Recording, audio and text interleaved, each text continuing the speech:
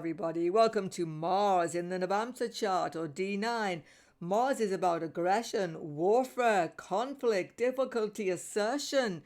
What is he going to do in this chart of relationships? How's he going to manifest these qualities? Will they be positive or not? And how do you work with them? So all of this will be discussed on this video. If you're new to my channel, of course, don't forget to sub below. The video is helpful. Give it a thumbs up. Thank you. Share it around as well. Let's go. First of all, what is the D9 chart? The most important Varga chart to see. It is the 9th division of every sign coming from your birth chart. This D9 shows you your fortune, your destiny in this lifetime. Why is it happening? Because the 9th house in any chart is the house of fortune or Bhagya. So the D9 is our portion of fortune for this life. And of course, that is all fortune in all departments of life, don't forget. And especially, of course, marriage. It is the chart of relationship, spouse, and marriage. If you don't have a D9 Navamsa, by the way, most Vedic software bring it up for you. Definitely the link below, Devaguru, bottom of my description box, will actually bring you that up automatically. You do not have to sub to get the chart. And something else very important, the D9, the Navamsa, should be rectified to be accurate for your predictions. Now, even if you have an accurate birth time, hospital record, maybe something like that, Navamsa ascendant changes certainly every 15 minutes, but for your own chart, for your own time of birth, you could find in a minute or two that the ascendant could change. Just a minute's difference or so, and it could all change. All the houses change, or the meaning of that D9 Navamsa will completely be different. So it's very important to rectify D9. To help you do this, on my previous video, as I say, it's been up on my channel for some time, D9 Navamsa chart video. On there, I have given you a very good technique looking at the Navamsa trines. Check that video and definitely you should apply that technique. In addition to that, of course, this series itself, looking at the house placements of the planets D9, will hopefully help you with rectification as well. Now, here's a very important point. The planets by sign in the D9, are they different to the planets by sign D1? No, they are not. The sign is a rasi. Rasi means a heap of karma. Therefore, let's say Venus placed in Taurus. Venus in Taurus will have the same meaning because Taurus is the same in every Varga. So Venus in Taurus, D1, D9, D3, D60, anywhere at all, any Varga will have the same basic meaning, the same karmic implication. It isn't the sign that's going to make things shift, it's the house. That's why ascendant is important. So planets by sign and their karmic significance. There's a whole playlist on my channel, everyone. Planetary karmas by sign. Please check them out and check the meaning of your D9 planets in their signs in that playlist. I will put the list below for you.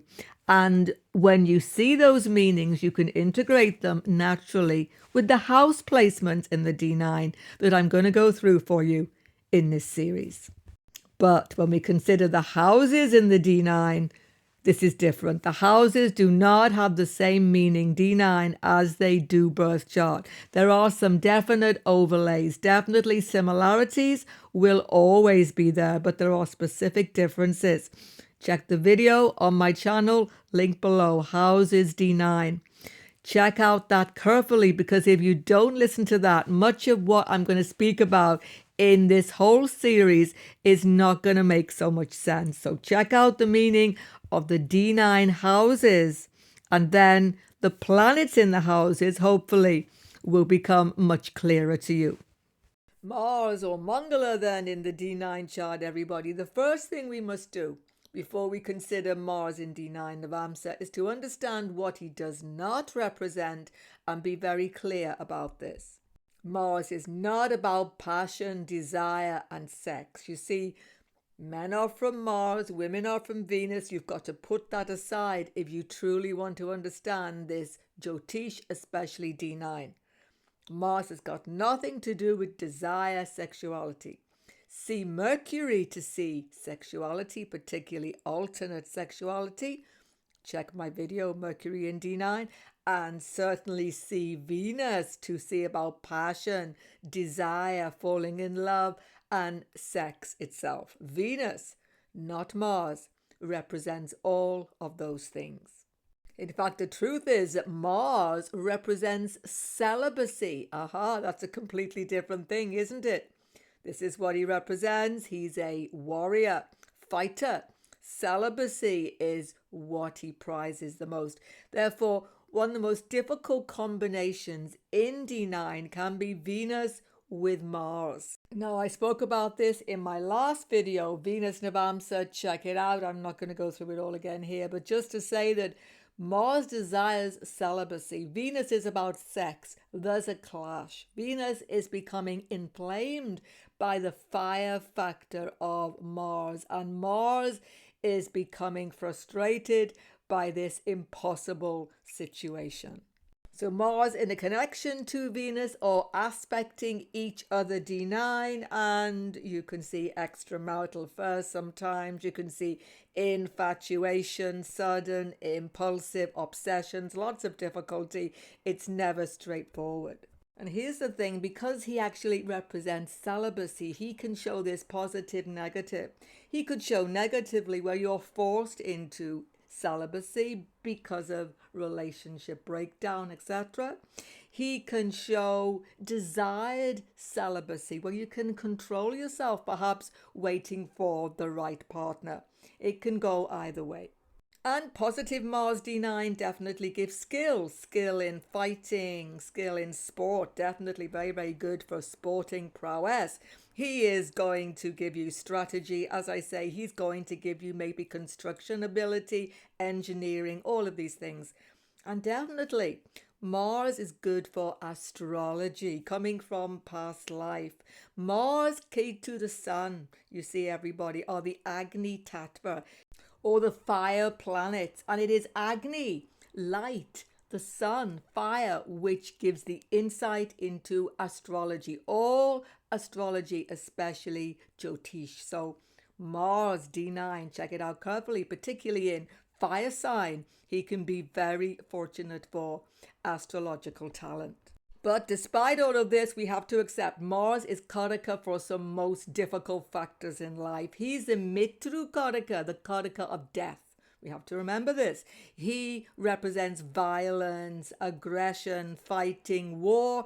These are not easy factors in relationship. Most obviously, they are not desirable.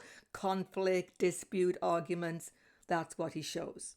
It's really important to understand that Mars is our weaknesses, not just our strength. People don't get this about Mars. He's our strengths, yes, but he's our weaknesses. Because he is Karaka for the sixth house of our Shadarapus. So excessive anger, a feeling of possession, jealousy, negativity, so many things. These are internal weaknesses, not strengths. And these will disrupt relationships.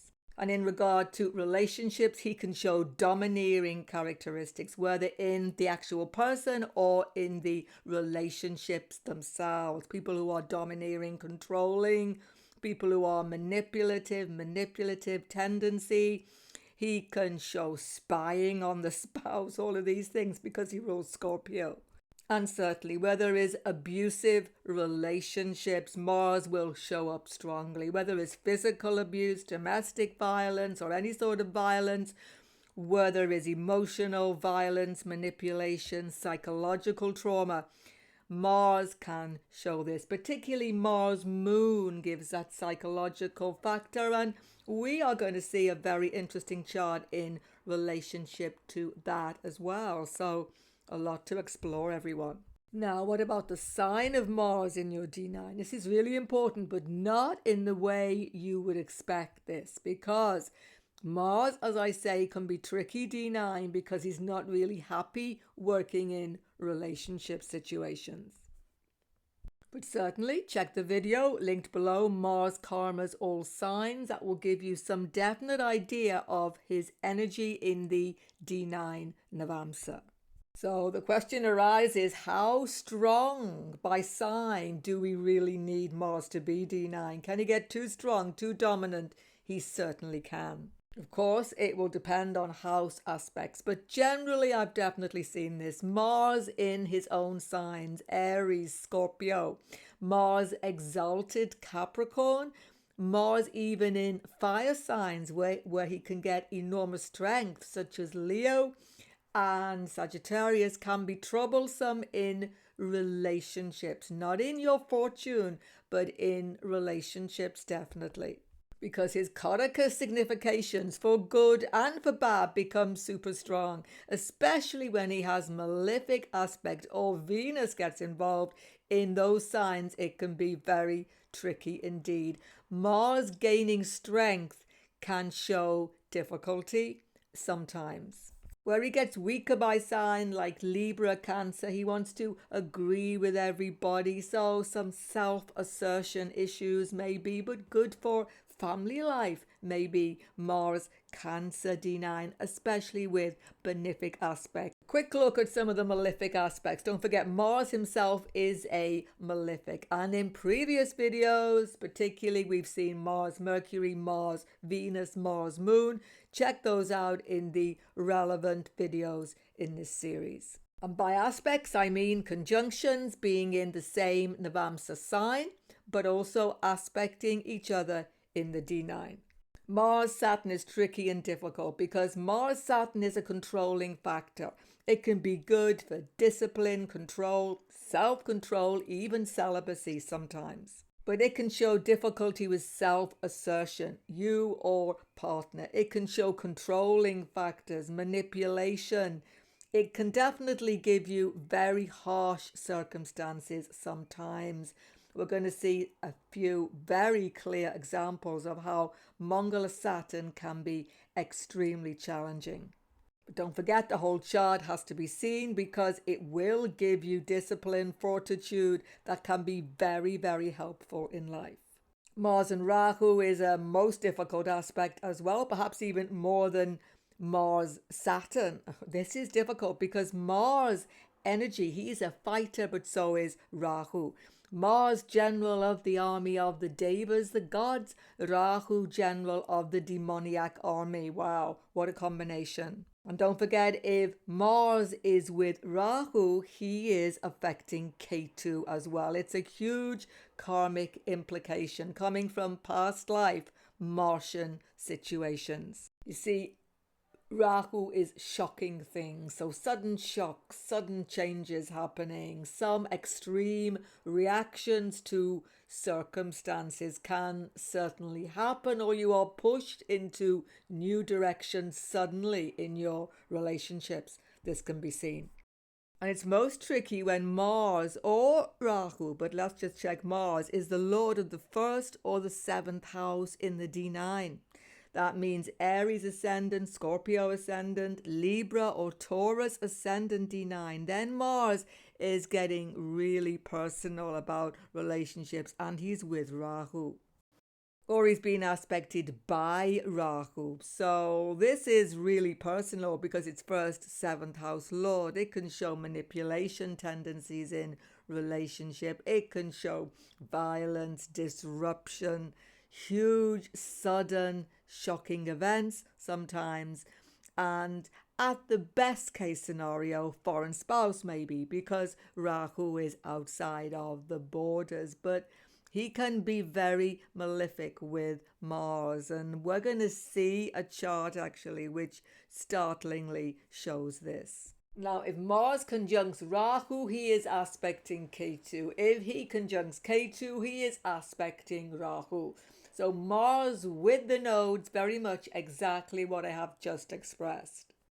But Mars Ketu is sudden, extreme, all or nothing energy coming into relationships. I don't want the relationship anymore. Even death energy comes in, even violence comes in, difficulty, or there is just sudden decision, I'm out of here, that sort of thing. Mars Ketu cannot be contained any more than Mangala Rahu. So there's some extreme karmic tendency coming in, and you have to see who is Mars in that D9 chart to see what is actually happening. We're going to have some definite strong examples coming up. Some very secretive stuff can happen with Mongol Ketu together in a conjunction, definitely. There can be some behind the scenes stuff, some spying, some sort of secretive agenda going on, who knows? Because it's all about Scorpio, Mongol Ketu, right? There can be obsessional tendencies, Mars Ketu and Mars Rahu, both actually. Let's see the good, bad, and the ugly, basically, of Mongola's influence in the D9, everybody. It's going to get quite intense. Get ready for the ride. Once again, I suggest Googling a deeper biography of these people because we're going to keep it to the bare bones of Mars in the D9 here. Well, let's start in the deep end. I mean, this is quite some scary stuff. Adolf Hitler, of course, started Second World War. Warmonger. Mongola has got to be strong, right? Because it's all about war and destruction. Now, Hitler's D1 chart, once again, if any chart brings you to Vedic astrology, this will. This will put an end to any tropical zodiac once you've seen this chart. Try it with the tropical zodiac. It doesn't make any sense. Look at the modern Karakas Mongola. Mars is in Aries, Lord of the 7th house of warfare, in its own sign, but death, because Mars in the 7th is Marana Karakastana. He's dying. See, Mongola is mit through death, and everyone and everything is dying in this horoscope. But check the video on my channel, Marana Karakastana. I've done a full analysis of the D1 Adolf Hitler chart. It really opens your eyes to what Marana Karakastana can do. We'll put that link below this video if you want to look into that further. And as I say, you won't want to go near the tropical zodiac after you've seen Adolf Hitler's chart. But on this video, we're interested in the D9, in the Navamsa relationships. And that's where, once again, Mars is taking us in a not so savory direction. Now, Hitler's relationships, here's just a few. There's a lot of mystery, a lot of controversy about them. Even there is a strong suggestion he was actually homosexual, but he was a closet homosexual. He was not being open about that. We can have a look at that in the D9 as well to make a definite analysis of that. It's quite interesting. Here are some of the females connected to him. Not all of them died, by the way. It wasn't all controversy, but many of them did, particularly Eva Braun, shown here, who he married. He had been with her for 14 years, and they married in that bunker below the ground, Berlin. Don't forget, bunkers are Scorpio. We're going to see this big time. And on the day they married, they both died. They took their own lives. Now, here we have Gary Robolt, I think. He was in love with her. She was his niece. She died in mysterious circumstances. He was very controlling towards her, manipulative, controlling, even potentially physically violent to her. There was evidence of all of that clearly shown. She was found dead alone in the flat. He wasn't there. Was she killed? Did she take her own life? It has never been completely solved. And here we have Maria Retina, one of his lovers from the 1920s, and she definitely did take her own life. Another female who came to no good connecting to Hitler, Unity Mitford, one of the famous Mitford upper class society people from the UK. She was fascinated by fascism, obsessed with him, had a lot of association, not a lover, but she was very, very close to him. She attempted to end her own life in 1939 and she failed, but she died of those injuries sometime later.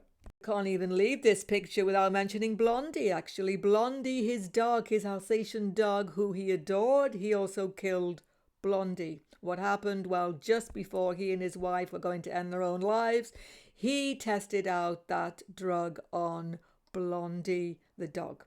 Dogs, of course, are ruled by Ketu.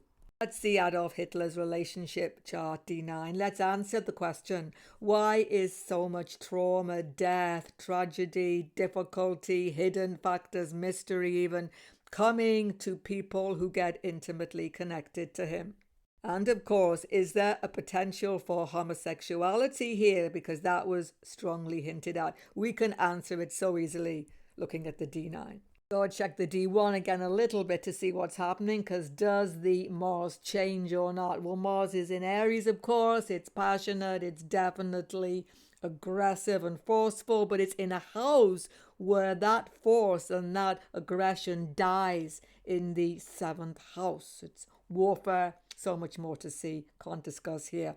But here's the thing, look, Venus and Mars are at the same degree in a planetary war in the house of war and marriage. And who is Venus? Venus is him. Venus is Libra, his ascendant. Yes, he is definitely Libra rising, sidereal zodiac. Don't even think otherwise. It's perfect. He was an artist, Venus. He wanted to paint pictures. Venus, that was all he wanted to do. But look what's happened to Venus. It's retrograde. He has to keep on trying. He gave up, but probably he was no good anyway. Why? Because Venus is conjunct to Mars in a death-like situation. So Venus dies with Mars. His talent dies with Mars, and his skill dies as well. Buddha, the only good thing in the 7th house, which eventually dies, of course, is the sun. Exalted in Aries, he gets political power, and he forgets all about his artistic ambitions. So does anything from this terrible 7th house, this war situation, marriage, relationship, get any better in the D9? No, it just gets worse. Or at best, you could say more of the same, because Mars is in Scorpio, own sign Scorpio, with the Lord of the D9, which stays Venus. So Venus again is him in relationships with Mars, 7th house Lord. And who else gets involved? A malefic Ketu. Ketu, the all or nothing, in his own sign. Dangerous, violent. Don't forget, Ketu is terrorist-like, completely merciless. So this is pretty nasty again. We didn't know this was Adolf Hitler. Forget it's him, and just look at this. What do we see? This person, Venus Lord, is in Scorpio, has the potential to be cruel, manipulative, secretive, controlling, possessive. Scorpio, retrograde in relationships. Why? Because of all the malefic affliction. It isn't just Scorpio, it's the malefics, everybody. Mongala, which is what we are concerned with, is afflicting his lord. With Ketu, the other lord of Scorpio, they're super strong. I've tried to explain, the stronger is Mars in the D9, the more difficult in relationships, because he hates relationships, Mars. Anybody's child, he doesn't like relationships. What he likes is killing. What he likes is being a policeman at the best, being a spy, being somebody heroic for the king at the best. But he doesn't like being married. But going to war suits him. Yes, definitely. And this is what we have here. Warlike. World war. Pretty horrific, right? Why the world? Because Rahu gets involved, foreign countries. There's so much else to see. I could spend 10 hours on this, but of course we're not going to. We're going to move on in a minute. It's a pretty nasty chart, isn't it? Well, let's continue with it, everybody. Mars is in Scorpio, so he's manipulative, violent with his Lord Venus, and Ketu, he's secretive and he's speaking in a way, 2nd house, which is manipulative, negative. Lord knows what he was saying to those ladies, to those women. And I don't think it kind of been giving them any ease or peace of mind, put it that way. Of course, when he marries, Mars gets kicked off big time, because Mars is the wife, Eva Braun. Where's Mars gone? 8 houses away from its own house. That's not good for that marriage. Worse still, it's with this Venus, him and Ketu. Worst of all, of course, Rahu aspects. Rahu is the lord of the 12th house, his death. So he dies, she dies, the dog even dies, Ketu. Where? In the bunker, Scorpio. It never ceases to amaze me. Vedic astrology, Jyotish. Isn't it just incredible? Not a pleasant picture, but there it is. Before we leave the chart, though, let's answer the question. Many biographers have hinted strongly he was homosexual. Others have said no, he wasn't. There's no evidence. We can answer it so quickly with the D9, everyone. You have to see Buddha because he rules alternate sexualities of all sorts. Now, if you see my previous video, Mercury in the D9, you'll know how to do it. You can just do it right now looking at the chart, those of you. Is he a potential homosexual? Has he got homosexual desire? Big time, he definitely has. Yes, Mercury is aspecting full on to Venus, him, and to Mars. Relationship, 7th house, definitely has got homosexual desire. Mercury's with Rahu, obsessional homosexuality, no doubt. But does he like it? No. Is he at ease with it? No, because Ketu is there. Ketu is all about get rid of it. 2nd house is about morals. He doesn't like it at all. He personally is struggling with it. Does he act it out? Well, there is evidence that he did early on. Some biographers. This chart supports he probably did actually. It's so obsessional. He is going to act it out. But he hid it definitely. And so this would probably impact his relationships with women as well. Pretty heavy chart, isn't it, everybody? Let's move on. At least let's get away from Adolf Hitler. Here is Ruth Ellis. I've never done her chart before. This lady was the last woman in England to get capital punishment, to be executed for murder by the state. So she was the last female. There were many others, or a few others after her. But her case and her execution led definitely to the end of capital punishment in England. Who did she kill? She killed David Blakely, shown here, her boyfriend, who came from a much more higher social class than her, but he was a bit of a rake, if you know what I mean. He had many girlfriends, and he was even abusive towards her. There's lots of evidence about that. But she was just at the end of her tether. She was feeling emotionally distraught one day. He was not with her. He was with his other friends. He was in this pub here. She went to this pub. He came outside and she shot him. How did she shoot him? She had a gun from another man who she was associated with. Some evidence that even this man was urging her on to do this. That was another thing that didn't come out in the trial. Why was that man doing it? Because he was jealous of her obsessional love for this David Blakely. He was a racing driver, by the way. She is with him as well here. And on the day she was executed, this is Holloway Prison, 1955. A huge crowd gathers outside with candles, mourning, and people had tried everything to protest that she should not be executed. Let's have a look at her chart. So much to see, but we're going to focus on Mars. Mars is in Aries D1 and in Scorpio D9 in the 12th and the 8th house. Dustana Mars, super strong. As I say, strength of Mars. Retrograde Mars as well can be extremely challenging, particularly D9 more than D1. Little bit of background. Ruth Ellis came from a very poor working class background, chaotic family life, father who was violent and sexually abusive to her and her siblings. Siblings introduced her to the London underworld and even into prostitution. So she married, but she divorced early on in life, and she had 2 children by the time of the murder. So a little bit to see about her birth circumstances and herself. Venus, Taurus, Lord is in a debilitated state. Generally, she makes bad decisions in life because it is weak, generally.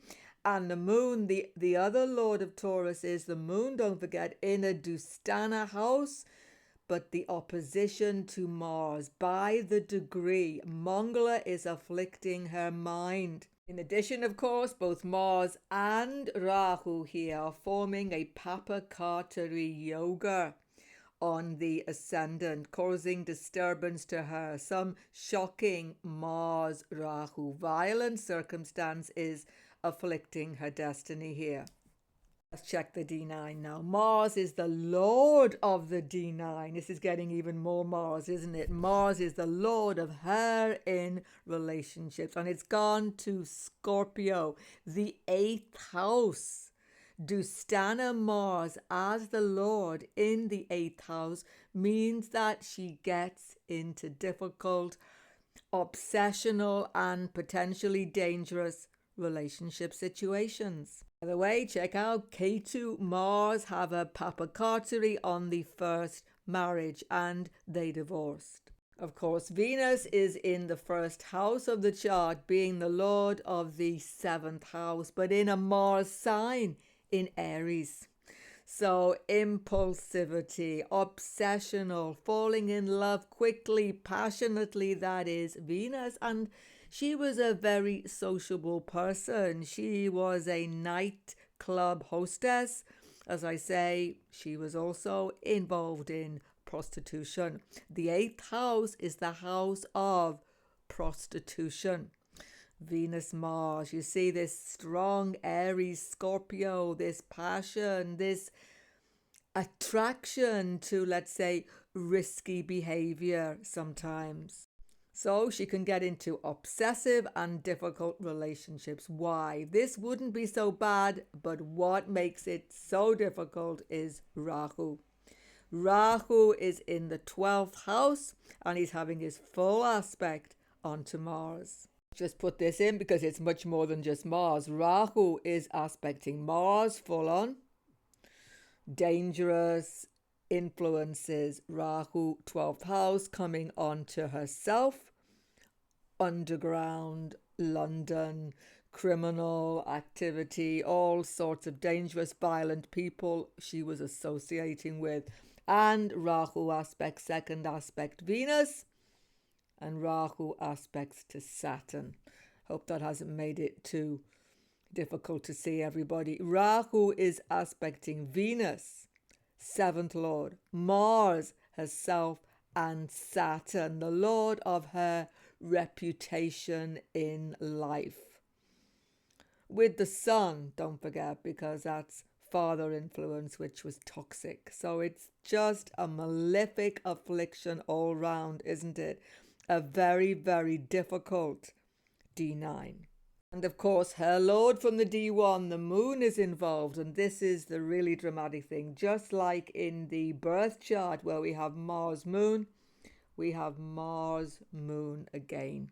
We have her mind, the moon, afflicting Mars, afflicting herself. She is disturbed. She is not emotionally happy. She is feeling disturbance and psychological obsessions, perhaps. Mars in the 8th house. I do not think she's got a mental illness. She has just got a disturbed mind here. It's coming from the affliction of herself in relationships. She can't find peace and happiness in her intimate partnerships. She just wants to feel secure, to feel contented, but Mars won't let that happen. It's like there is always an attraction to dangerous people, people who will not give her peace and security. And by the way, David Blakely, who she killed, was definitely not doing that. I didn't say, but he was very violent towards her. She was seen to be covered in bruises all over from this man, and he kicked her in her stomach when she was pregnant. He knew she was, and she miscarried. That occurred just before she killed him. Oh, Ruth Ellis was going through emotional, manipulative abuse and physical abuse. She was in a bad way mentally, basically.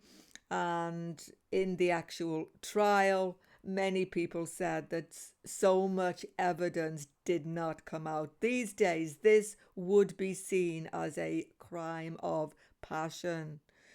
it would not be given anything like the sentence she was given. Of course, there is no capital punishment now, but that's a thing. Many factors didn't come out, like who gave her that gun. So much else did not come out in the trial. And final point, everybody, we can say something positive about these strong Mars, Aries, Scorpio. She had courage, tremendous courage. She gave herself up immediately. She did not ask for mercy. She did not appeal. She went to her death quietly and calmly with enormous courage. Final point, just to bring in Mars again, she was 28 when she was executed. 28 is the maturity of Mangala. Let's look at Joe Dimaggio now. Let's look at some people who live to a ripe old age with Mars, right? Joe Dimaggio, very good example of a sporting person with an extremely strong but afflicted Mars as well.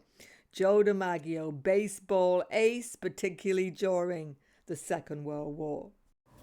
So Mars is, of course, fighting and also sporting prowess. He was extremely accurate, extremely dominant in his sport. As I say, total phenomena and record holder in his day. He married twice, Dorothy Arnold, shown here, who he divorced, and of course he is most famous for his second marriage to the Hollywood legend and tragic film star Marilyn Monroe.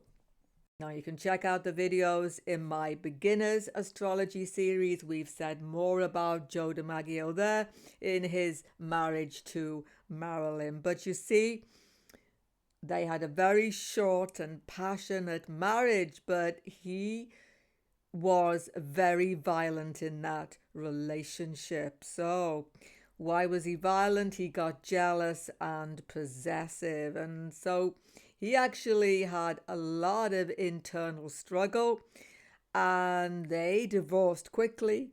She divorced him, and he remained in love with her for the rest of his life. And there is quite a bit of evidence they were going to marry again just before she died. He was convinced she was murdered, actually. Joe Dimaggio was devastated when Marilyn was found dead. In fact, he was beyond consolation. Here he is at the funeral, Marilyn's funeral. He arranged everything, by the way.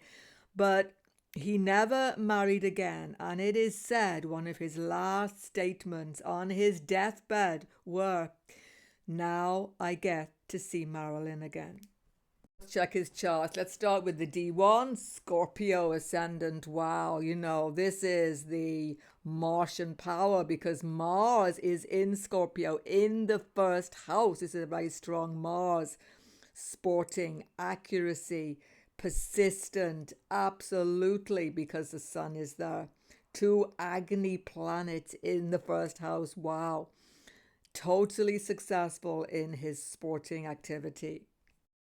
Will be all well and good, but Venus gets involved. Retrograde Venus in Scorpio, possessive, jealous, obsessive in relationships. It's the lord of his relationship. So this is the downside. Like Mars in the D9, has it lost strength? No. You see, Scorpio Mars. Now we've got Sagittarius Mars. I've explained beginning of the video, everyone. Fire sign Mars D9 disturbs relationships, and here it's definitely going to do so because 2 Malific, Saturn, Rahu are with this Mangala in Joe Dimaggio's D9 Navamsa. The 2 lords, you see, of Joe Dimaggio in the D9 from Virgo, him in relationships, are Buddha, Mercury and Rahu. Mercury's gone to the 8th house. We've just seen a very good example of that. Possessiveness, obsession happens in relationships. And the other lord, Rahu, is with Mangala, Saturn, violence or strong emotion and potentially difficulty controlling it. Mars, Saturn. So this is heavy stuff, basically. We don't see happiness, you see, because Moon is with Buddha in this 8th house. Moon is Mana Karakastana, so he isn't getting happiness in his relationships either. Just do one thing though. Let's use the timing technique I have given you for when he met his 2 wives. He only had 2, so it's really straightforward to do. Just to remind you, timing technique goes from Venus. So Venus's Lord is Venus. It's in Libra. So Venus time period or Mars time period, the opposite sign, or planets aspecting Mercury, Moon. So Venus, Mars, Mercury, Moon, Dasha time periods can bring marriage, and they did. He met Dorothy Arnold, first wife, in January 1937 when he was in Saturn, Venus. Venus, the Lord of Venus. Saturn, Venus period. That's it. He met Marilyn Monroe, 1952, when he was in Mercury, Venus. Even more shown here. Buddha, Venus. So exactly technique I have shown you. If you don't know it, check it out in my Varga chart playlist. What happened with Marilyn Monroe? They'd only been married a few weeks and they got divorced. Well, basically, when he married her, she was filming that iconic film 7-Year Itch, where there is that famous scene. If it is, you might have seen it before. Marilyn Monroe standing over this subway ventilator, all the air's coming out and it's lifting up her skirt like this. Joe Dimaggio went ballistic at this scene. He had just married her and he didn't want his wife, newly wedded wife, making such a movie scene. Of course, it looks tame these days, but at the time it was considered risque. Thing is, of course, he went ballistic. He just lost his cool in the hotel foyer where they were staying on the film set. When they got home, there was a huge domestic violence and all sorts of stuff, and she divorced him. Basically, he wanted her to be at home having babies, you know. He just wanted a peaceful home life. Whatever else, they were not totally suited in that way. But Joe Dimaggio stayed in love with Marilyn and he was always in contact with her. She phoned him as well. They were always talking. He was a big support for her, even through her next marriage, basically, and divorce to Arthur Miller. And there is a very strong evidence that they actually plan to marry again. Can we see it in the chart? This is how we can check it out. First wife is the 7th house D9. I've shown you all about this on my D9 houses video. The 7th house is the first wife. The 2nd house is the second wife, 8 away. Look at this. Marilyn Monroe, Venus retrograde strong in Libra. Wow. Venus in Libra, gorgeous woman, Marilyn Monroe. And the third wife would be 8 away. The Taurus sign, the 9th house. There's no planets in this house of the third wife, so where have the lords gone? Venus is the lord of Taurus and the moon. Venus has gone into the 2nd house, the second wife, Marilyn. He desired to remarry his second wife. It's certainly shown. He did not, is shown by the moon, you see. The moon has gone 12th to this house, showing loss of the possibility of that marriage with his Lord Mercury. So into Mars sign as well, you see, death, Mars, Saturn, Rahu, we're not going round it all again. So basically he did not remarry again. If you're sticking with it, everybody, 2 more charts to go, but very interesting. Going to do them quite quickly. Pablo Picasso, I've never done his chart. I've never even seen his chart before this time. I am doing it for this Mongol video. Pablo Picasso, the iconic, legendary 20th century artist. So prolific. His art encompassed so many different revolutionary strains of art, cubism, surrealism, everything. He is the early Rose period. I like this. But some of his art I do not like. I mean, some of these pictures, would you want them on your wall? I personally would not. I find them actually quite disturbing. As well as a prolific artist, he was prolific in his love affairs with women. He married 3 times and he had innumerable girlfriends, lovers, everything. You know, basically, much of his art was inspired by his relationships with women, but he did not treat them well. He didn't even seem to like women as people very much. He was misogynistic and horribly cruel very often. Some of his quotes about women, he said there are only 2 types of women, goddesses and doormats. He also said women are machines for suffering. Very telling, he said, every time I leave a woman, I should burn her. Destroy the woman, destroy the past she represents. Basically, he treated women abominably. He would adore them and then discard them with no recourse at all. So, 3 wives, innumerable lovers. What's going on? I'm going to focus on Mars just totally. Mars is in the 12th house, another 12th house Dustana Mars. We've seen a few, right? But this time in Mithuna, the sign of sex. Where's Mars gone? In the D9? Yes, yet again, we have a Mars in a fire sign in Aries. Disturbing relationships. Mars, fire sign D9. But this time it's much worse. It's with Venus in the 6th house, a Dustana house. Mars is him. It's the Lord of himself, Lord of Scorpio, with Venus. And Venus in the 6th house is Modena Karakastana. So it's excessive sexuality. But Venus is females. Venus females, they are dying. He is literally killing them off with his excessive sexual passion, but also perhaps cruelty, as we shall see. This Mars Venus is very disturbing in Aries here. But you see something else, everyone. Mars is him and Venus is art. So he's a famous artist and he's working so hard. Mars is in his office, Multricone sign. He's putting so much effort and he's creating brilliant, innovative, because Rahu aspects, as we shall see, art, but at the expense of any peace or happiness in relationships. Here's something interesting, everybody. I've explained Mars equals celibacy. And in a chart, if we saw Mars 6th house in Aries, Multricone, if he was alone, we could say this person could become celibate, a big potential for that. But Pablo Picasso was anything but celibate, but the desire is still there because Mars is him.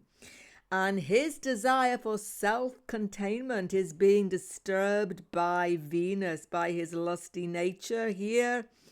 There's a conflict going on within him, which I think explains his cruelty towards women. That's what I would see here. Not just Mars and Venus. We know there's going to be more malefics going on here, right? Yes, it's Rahu, directly 5th aspect onto Mongala Venus conjunction in the 6th house. So Rahu Mars shows anger coming into relationships. Rahu Venus shows obsession coming in. And of course, the Lord of the 1st house, one is Mars, but the other is Ketu, has gone to the 8th house of obsession. So he gets obsessed by his relationships, but he doesn't like being obsessed because Ketu wants to get rid of it. The 2 lords of the ascendant, have you noticed, have gone to Dustana. Mars in the 6th house, Ketu in the 8th house, having a papakatari on the 7th house of relationships. It's like he's squeezing the life out of relationships with these Agni planets. What did he say himself? I want to burn up the memory of these women when I discard them. Mars, Ketu, the two fire planets, burning up the 7th house. There it is. Final point. Mars has his 8th aspect onto the moon in the 1st house. Now, when any planet aspects its own sign, Mars aspecting Scorpio, it empowers that sign and the planet. So moon gets empowered by the aspect. Moon 1st house gives popularity and fame, and he definitely got both. But the moon is happiness in relationship. Was Pablo Picasso happy in his intimate relationships? The moon's debilitated in Scorpio, aspected by two malefics. Mars, but also Saturn has his 3rd aspect, showing a coldness coming in. So if Pablo Picasso is getting happiness in relationships, I would say he is getting happiness by being scorpionic, by being cold, detached, obsessive, manipulative, all of those negative Scorpio things, I'm afraid, and also by being cruel. There it is. The final chart, everybody. William Lilly, the very famous 17th century astrologer. Here he is with that diamond chart in the 17th century. That's what they use. Now, let's get a little more positivity with Mars here. Mars is representing astrology. I just spoke about it, so it should be strong in his D9. Mars, Sun, Ketu are the astrology planets because astrology is about sight and sight is fire. So Sun, Mars, Ketu, fire planets should be strong. Let's see. So is he getting occult insight into astrology and all the rest? He is. Look at this Mars. Mars is in the 8th house of the occult in the fire sign of Leo. Fire signs connected to astrology, fire planets. So Mars super strong in the 8th house, giving him insight and occult ability.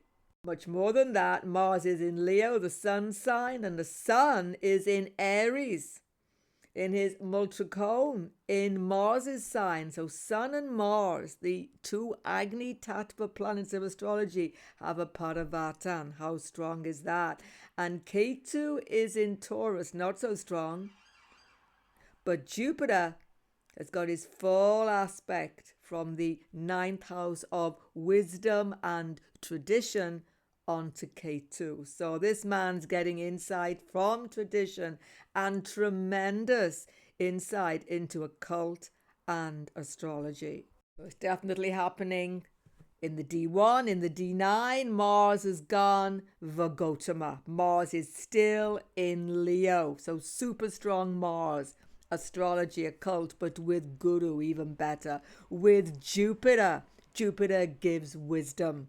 So he has the wisdom of occult and astrology, the only Kendra planets in the D9 chart of fortune.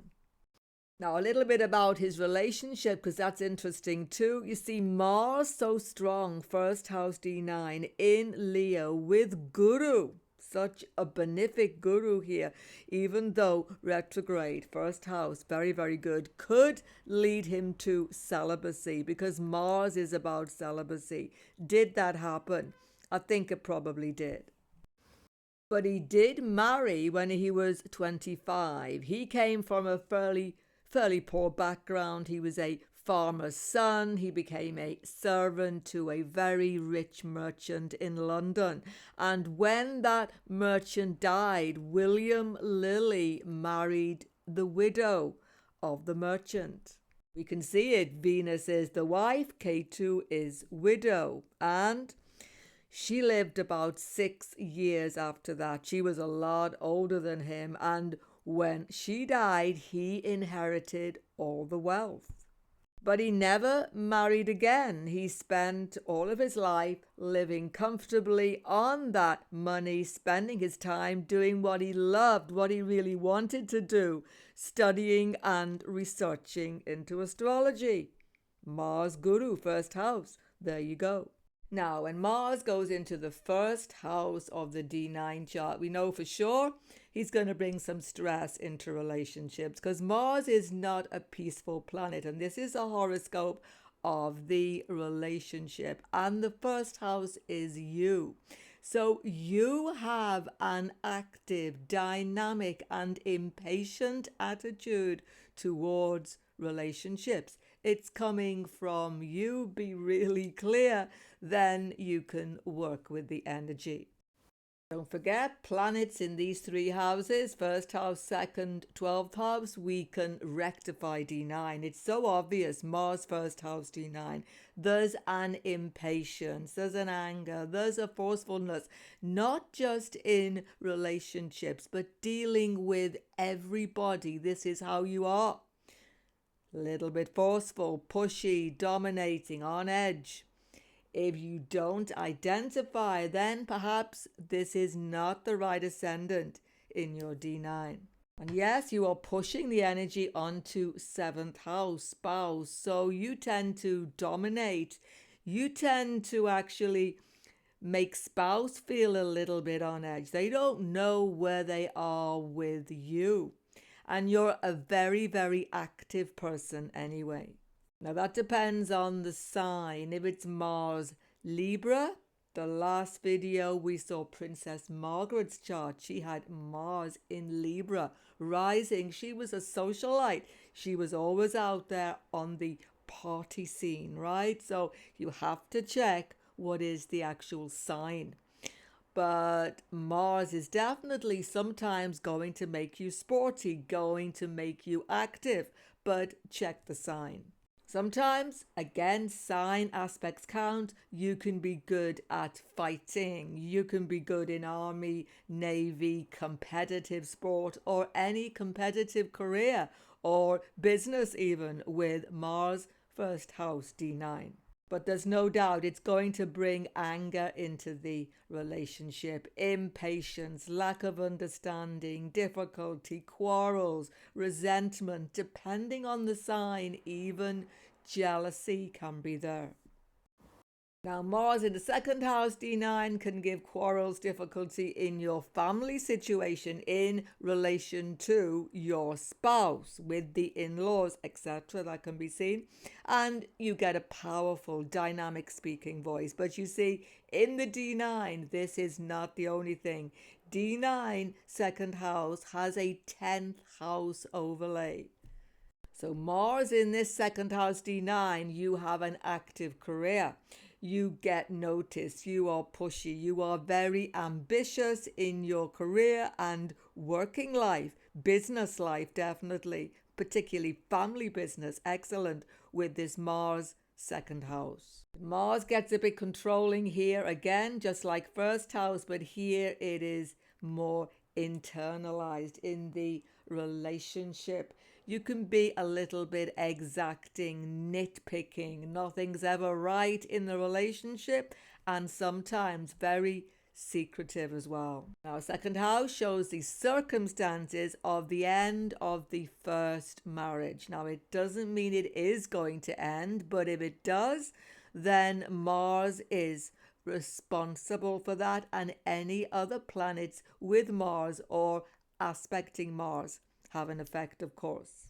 So it can be quarrels, it can be violence, it can be difficulty, it can be sudden splits happening. And Mars here shows the nature of the second spouse, if there is one.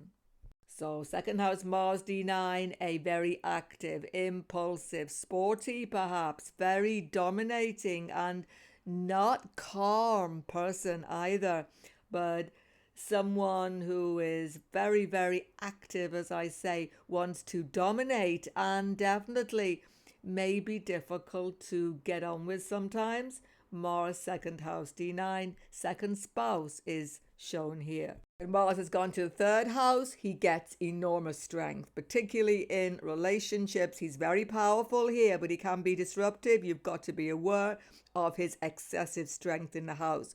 Note the sign though. you have to combine both.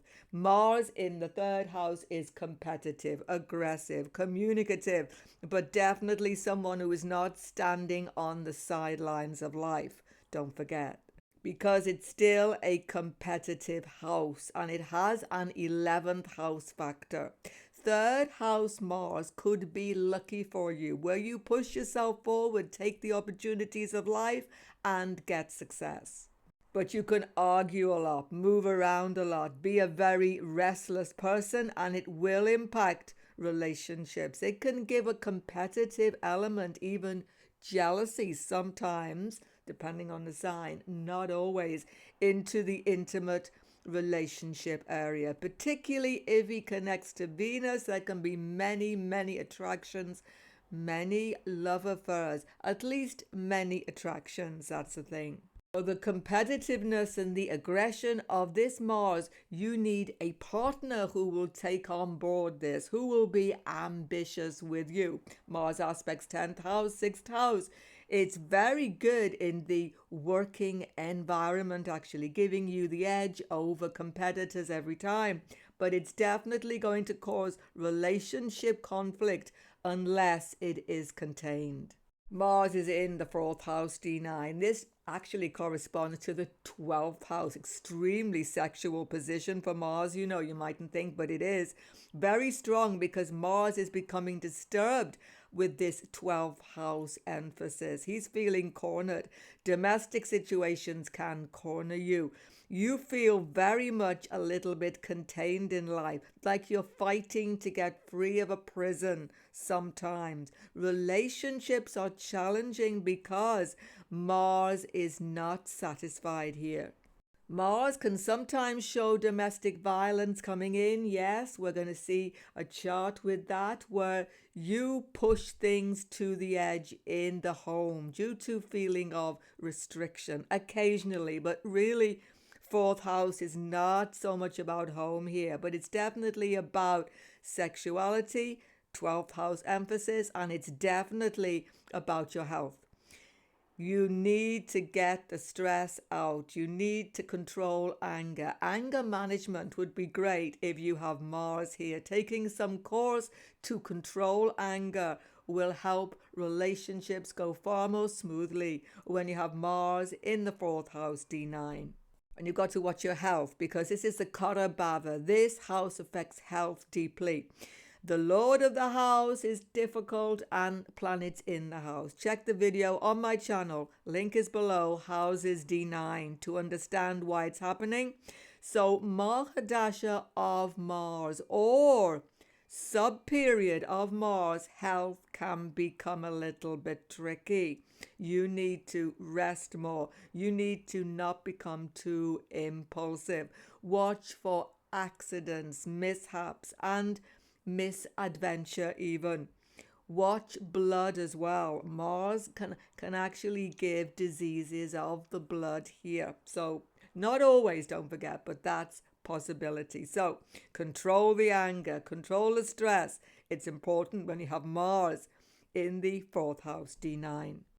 Mars in the 5th house in the D9 affects you as a person directly, just like 1st house, because 5th house in the D9 has a 1st house overlay. Once again, check the video on my channel, Navamsa houses, to understand this important interpretation. You can have skill in fighting. You can actually be a very good entrepreneur as well, business person, very good here. But very particularly, it's about fighting, such as army, navy. Literally, you are a competitive person. And this is male or female. There is this edge to your personality that you have to recognize. If you subdue it, it's gonna give tension in your intimate partnership. And Mars will give relationship tension here because it gives an edge to your interaction with your spouse. Mars here shows that you can be more dominant than you try to be sometimes. You may try to subdue Martian factors to please a spouse, but they're going to come out in the end. You can have skill in acting, in movies and things such as that. Once again, portraying Martian type characters, for example. One thing I've seen about Mars 5th house D9, you don't have a clear view of the partner. You can have too much expectation of the partner. So feeling of being let down, feeling of not being able to trust the partner, or feeling of not being able to completely gel in relationships can be there. You need to choose very wisely some partner who appreciates the Martian aspect of your personality. Then it can be fine. Now, when Mars goes into the 6th house, he's in one of the houses he is Karaka for. Check what I said at the beginning of this video in my introduction to Mars. I spoke that Mars has strength and weaknesses. Everything depends on the conjunctions and the aspects coming to this Mars. Because in this house of competition, it is also about financial gain. These people can have financial gain. They can be fighters. They can be politicians. They can be competitive business people. They will get success through their fighting and competitive nature. But afflicted Mars will definitely have weaknesses. This competitiveness can also be competing with other people for the spouse, or even competing with the spouse. This can happen.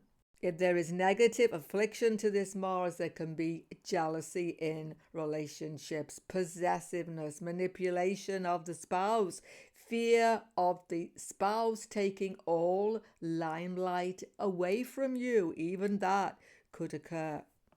So particularly when we get Venus involved, check, we just saw Pablo Picasso, right? There can be such a negativeness towards the opposite sex that it's hard to settle down. But if there are any benefic aspects coming, you can control this, control temper, control competitive nature so that it does not come into the intimate personal relationship. When Mars is in the 7th house, relationship house in the D9, we know it's going to have some difficulties because Mars is a malefic. But let's start with the most positive factors first. Yes, Mars is in a Marna Karakas, a weakened position, but still, if Mars has good aspects, because he is aspecting ascendant, he can give a lot of charisma. These people have a tremendously charismatic personality, particularly when they are starting relationships. They can be very attractive to other people, actually. Mars in this house, D9. They can stand out in the crowd. People see them, look at them and think, wow, who is this person? This is the power of magnetic Mars here. Because Mars is affecting 1st house D9, and we have discussed 1st house is the circumstances of birth. There can be C-section happening when you were born, or there could be some complications. A mother might have lost a lot of blood. There can be all sorts of Martian injuries happening during your birth. Something else. The tendency of this Mars is to take everything personally, though. So you can get into quick competitive situations with business partner, with anybody, with friends, with the public. You are always up for the challenge, and you have to be careful because sometimes this can get you into dangerous situations. Check the planets aspecting Mars. Of course, in the intimate personal sphere, particularly with first spouse, there is quarrels, arguments, disagreements, and if it is an afflicted Mars, stronger is this Mars, you see. Fire sign, I've explained beginning of the video, stronger is Mars, the more conflict, not the less conflict. You have to remember that. So you have to control temper. You have to be less dramatic about things happening in relationships, and don't think it's all coming from other people. Some of it's coming from you, certainly. So it's not an easy placement, but great charisma and fantastic business skill. And Mars has gone to the 8th house in the D9 once again. There's a very, very powerful though challenging position. This is a house of secrecy and occult science generally, but in the D9 it can also affect home affairs. There can be differences with spouse about home affairs, domestic situations, and definitely there can be difficulty about belief systems. You need to have a lot in common with the spouse, politically, culturally, and in your deep personal philosophical beliefs for this Mars to become more harmonious. But this Mars can get into secret love affairs, entanglements, difficult situations. There can be dishonesty. There can be all sorts of seductive situations happening because there is an inner attraction for excitement. It's a daring Mars. If it is afflicted, there can be spying on the spouse, or you can feel like the spouse is spying on you. And there can be all sorts of undercover situations going on. Mars 8th house has that tendency.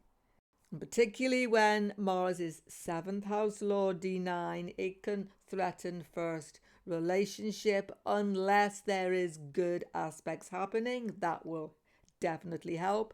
First Lord D9 or first 7th Lord in the birth chart. You have to be open. You have to discuss with your spouse partners. You should not keep so much hidden because all of these hidden fears, and there can be so much possessiveness, concern, all sorts of sleepless nights happening over relationships. It could get something which can afflict your health. So be careful. You must have openness. You must have honesty.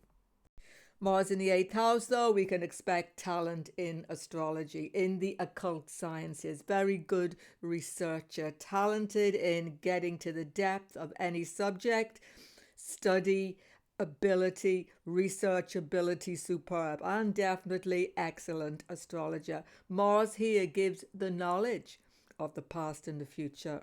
Mars is extremely powerful, just like 5th house, 1st house D9 here. But he can be extremely argumentative here, arguing in the relationship, definitely because he is 3rd from the 7th house of spouse. What exactly are you arguing about? Philosophy, belief systems, religion, even politics occasionally. Very many big world issues become crucial and source of conflict in the intimate partnership. Mars here gives a tendency to take big issues seriously in life. You're not concerned with the small issues, but the big issues of life. And you can have arguments with your teachers, father, gurus, lecturers, anybody. Anybody who's giving you their opinion, you're going to argue back. So it's the least, or one of the least, peaceful placements for Mars to be. But it shows that the only way to get peace and harmony in your intimate relationship is to share a deep philosophical belief system with your spouse. And there's a lot of moving around as well in your life. Travel, foreign lands are important, but you can get into disputes, property problems, foreign land, all sorts of difficulties happen when you go there because Mangala has that karmic influence. By the way, higher education sometimes can become disrupted once again because you can't agree with your teachers and your lecturers and so on. So extremely strong opinions here. Very strong connection to relationships with people in foreign shores. Even long distance relationships occasionally can be shown. So it's all about, can you agree to disagree with your spouse? There will be many disagreements, many hours arguing about philosophy, politics, and everything such as this, which can take away from the deep love and harmony in the relationship. When Mars is in the 10th house of the D9, you can work for the government. You could be a spy, detective, doing undercover work even. It's a very powerful Mars, giving very good skill in your working life. Very good with computers, technology, engineering, all of these things. But work takes you away from home because Mars aspects fourth house. So work becomes home. You could spend so much time working that you've no time for your intimate partnerships. Some people actually with this Mangala D9 10th house. But any malefic affliction here, you could have quarrels with government as well, quarrels with authority figures as well. You could get yourself into disrepute through things which you say. Sometimes you have to be very secretive in your work. Seen this many times. Keep a lot of stuff under wraps. It's an extremely powerful karmic D9 position, 10th house Mangala. Mars aspects 4th house, so stress, anger, etc. can afflict health. You have to take time to yourself. You have to have more rest, relaxation, or your health can be seriously impacted by this quite stressful Mars position. You have a tendency to be a workaholic as well. Put in long hours, yes, get success, but at what cost to your health, to your peace of mind, or to your intimate relationship? So competitive, sporty, maybe even high with your fitness because Mars aspects first house. You can go into military, police force, all of these things. Occasionally that can happen. But don't forget, this house has a 6th house overlay. So you like to be in control of your life, in control of your working space. And spouse has to deal with this energy. Unless there are some benefics aspecting or in the house, income can go up and down. It can be difficult to get the job, get the income, which is ideal for you sometimes when this is an afflicted Mars. But you keep on going because tremendous resourcefulness and energy is here. When Mars is in the 11th house D9, you can get into relationship conflicts with your friends. You can have love affairs or conflicts with people who are connected to your network circles. So be careful about friendship circles. There can be many conflicts, difficulties happening here which impact directly into your spousal or intimate relationship. You see, Mars aspects 2nd house of speech here, so you can have a very strong speaking voice, a very magnetic speaking voice, but sometimes too forceful. Definitely family issues come up, and definitely it's a very competitive Mars. Sometimes family arranges marriage or family introduces you to spouse. That can be seen. Or you can meet spouse in your working environment because the 11th house is about colleagues and network circles. And the 11th house is especially about the spouse themselves. In the D9, this 11th house has a 7th house overlay. Check the video, houses in D9, the link is below. So spouse can be competitive, argumentative, a very difficult person to be at peace with, but there's something about you that attracts this sort of spouse. Check it out.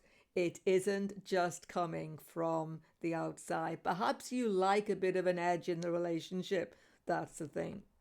Sometimes spouse has property concerns which cause you conflict, or spouse is a very successful business person and you get involved in the business with the spouse. That can be seen. It can influence children as well, and sometimes there can be late childbirth, female chart, or there can be no children, or there can be difficulties with the kids coming in occasionally, but only when this is an afflicted Mars D9. But you've definitely got to watch your communication, because communication here is definitely on a knife edge with your network circles. There can be many conflicts with your friends, with your colleagues. People misunderstand you frequently. Even the spouse can misunderstand your meaning. Speaking more slowly, more carefully will help harmony in the relationship, actually, with this Mongala 11th house D9. Mars has gone to the 12th house. Definitely, Mars is going to cause some psychological disturbances here in relationships. There's a strong anger, but it is internalized. You can definitely try to stop people seeing all the anger inside. You think it's not good to be projecting it, but if you don't express fears, phobias in your intimate partnership, they can get out of hand. There can be insomnia, sleepless nights, and real worries about relationship. Overthinking relationship matters definitely going to happen. Just like the 8th house Mars, because 12th house has an 8th house overlay D9. You've got to share everything with the spouse. You've not got to have any secrets, anything undercover, or quickly things go very badly in the intimate partnership. You just have to be open. You have to be honest. But if you are that, you can have very good harmony with the spouse, sharing philosophical system, religious system, going on pilgrimage together, having long distance travel together, which is beneficial for you both. In fact, foreign lands, going into distant shores, or property matters, foreign land come into relationships big time. And when you have a well-placed by sign and good benefic aspects to Mars, there can be wealth as well.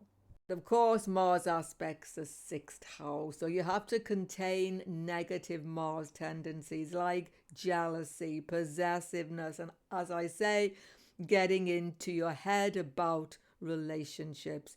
Trying to not keep secrets from the spouse is so important. But just like 8th house Mars, it's a great position for an astrologer, occultist, researcher, scientist. You get so much work done. Once again, you love to work alone, get on with the job. And once again, this can cause disputes with the spouse. They want to spend more time with you. You want to get on with all of this work you are doing, research, study, whatever it is. But it's great for astrologers. Once again, it gives an insight into occult science and astrology. Mars is astrology, particularly in fire sign. It's particularly powerful for Jyotish and knowledge of the past and the future. Check the other D9 videos up on your screen right now. New to my channel, of course. Don't forget to sub below. Goodbye for now, and God bless you all.